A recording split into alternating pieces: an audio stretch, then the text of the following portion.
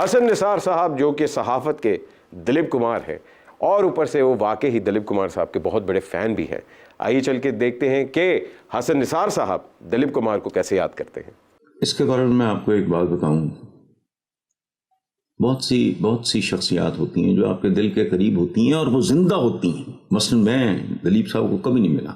میرے لیے تو وہ جب زندہ تھے تب بھی تو زندہ تھے ہی، میرے لیے وہ آج بھی زندہ ہے. انسان بڑے لوگ اپنے کام میں زندہ رہتے. یہ دلیپ صاحب ظاہر ہے میرے تو دل میں پہلے بھی فزیکلی تو نہ کبھی دیکھا نہ ملے، خواہش تھی پہلے بھی میرے دل میں بسے. اور میں آپ کو ایک بات بتاؤں، ہماری ینگر جنریشن کو ان لوگوں کا اندازہ نہیں.